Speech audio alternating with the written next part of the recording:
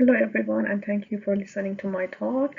The title of my talk is the foreign body response to eMSC gelatin containing Electrospun nanofiber mesh in vivo. Pelvic organ prolapse is the downward descent of the pelvic organs into the vagina with the symptoms of bladder and bowel incontinence and sexual dysfunction. The main risk factor is the vaginal delivery, but other factors including congenital or acquired connective tissue abnormality and aging. 25% of all women and 50% of Paris women older than 50 years old are affected by this problem. As a treatment, a reconstructive tissue surgery was firstly suggested due to high failure rate of the surgery. The polypropylene synthetic mesh surgery was then replaced, but there are also some complications with this method, such as erosion, mesh erosion, pain, inflammation, and infection. So, following several FDA warnings in 2008 and 2011, Australia and New Zealand banned the mesh surgery in 2017, and in 2019, FDA ordered all manufacturers to stop selling the synthetic mesh for vaginal mesh surgery. So all the complication associated with mesh surgery is related to the host immune response to implanted material. This process is called foreign body response, or FBR.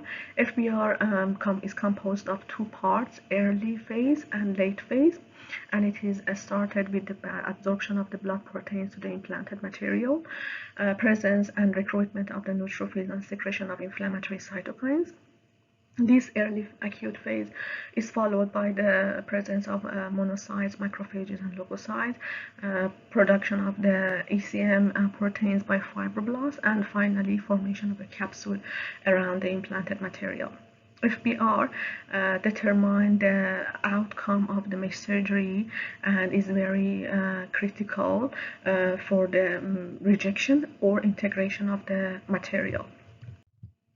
As an alternative method for POP treatment, tissue engineering is suggested. Tissue engineering is a combination of a biocompatible material and regenerative mesenchymal stem cells, which together provide a tissue engineering constructs that can improve the foreign body response and accelerate the healing process. In our lab, we isolate the regenerative mesenchymal stem cell from human endometrium, and they are called endometrial mesenchymal stem cells, or eMSC. They are sorted by SUS-D2 marker, and they are expanded in vitro and seeded on a degradable Electrospun nanofiber mesh. They are then, so this combination of the material and eMSCs implanted into several small and large animal models to assess the foreign body response and healing process. So aim of our study was to identify the key molecular players during the early and chronic phase of host response to eMSC and gelatin incorporated PLACL nanofiber. We assessed three critical aspects, including angiogenesis, ECM synthesis, and immune response. So as an experimental design, as I said, endometrial mesenchymal stem cells were purified using SUS-D2 marker. They were permanently labeled with M-cherry lentiviral vector. They were seeded on the PLACL plus gelatin nanomesh. They were then implanted into a mouse model of wound healing, and the tissue were collected 1 week and 6 weeks post-implantation, and were assessed by fluidigm qPCR, histology, and immunofluorescence.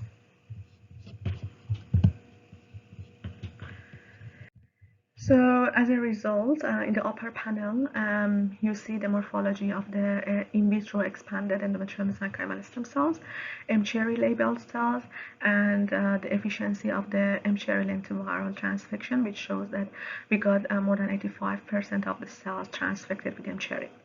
The lower panel showed the in vivo results. We observed the presence of SUS-D2 positive, M-cherry positive endometrial mesenchymal stem cells 1 week and 6 weeks post-implantation. The next step, we assessed the gene expression of ECM and cell adhesion molecules. We observed the higher expression of ECM synthesis genes and cell adhesion genes in P plus G plus eMSC after 6 weeks compared to P plus G. This finding was supported with picrocirrus thread staining, in which we observed the presence of the red collagen fibers inside the implanted area in P plus G plus eMSC compared to P plus G. The next assessment was about the angiogenesis. We observed an upregulation of key angiogenic markers in P plus G plus eMSC after 6 weeks compared to P plus G. And this finding was also supported with H&E staining. In the lower panel that you can see the blood vessels around the implanted area in P plus G plus eMSC after 6 weeks compared to P plus G. The next assessment was the immune response. 1 week and 6 weeks post-implantation, we found a reduced expression of inflammatory markers in P plus G plus eMSC after 1 week compared to P plus G. And this finding of gene expression was also approved by the immunofluorescence staining, which we found and observed a reduced presence of the neutrophils around the implanted area in P plus G plus eMSC compared to P plus G. The second phase of FBR was also influenced by the presence of eMSC. So we identified a higher expression of inflammatory chemokines as well as a higher expression of anti-inflammatory and regenerative markers in P plus G plus eMSC compared to P plus G after 6 weeks. So this inflammatory response is likely due to digestion of the gelatin, which evoke the innate immune cells recruitment and the secretion of the inflammatory factors. So the acute phase of the foreign body response, it seems to be followed by a reduced immune reactivity. So actually, it is reported that MSC-mediated immunosuppression may be more robust after exposure to a pro-inflammatory environment, and this is what is likely happen in this study as well. So our gene expression study was after 6 weeks was also supported with immunofluorescence staining in terms of the presence of the macrophages, monocyte, and neutrophil 6 weeks post-implantation. So as a conclusion, gelatin blended PLACL nanofiber improved the stem cell retention, and eMSC significantly improved the tissue integration after 6 weeks via the upregulation of the ECM, cell adhesion, and angiogenesis genes. Gelatin degradation during the second phase of foreign body response provide an inflammatory microenvironment which enhanced the immunogenicity of implanted eMSC, and this acute phase seems to be followed by a reduced immune reactivity.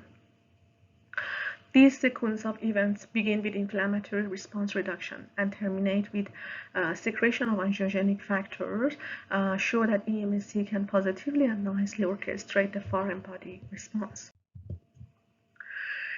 So as an acknowledgement, I would like to thank all the people in the endometrial stem cell group, especially Professor Gargett, Dr. Mukherjee, Professor Werkmeister, and Paul, and all the people in MHTP Histology and MHTP Genomics Center who helped me to perform and present this study.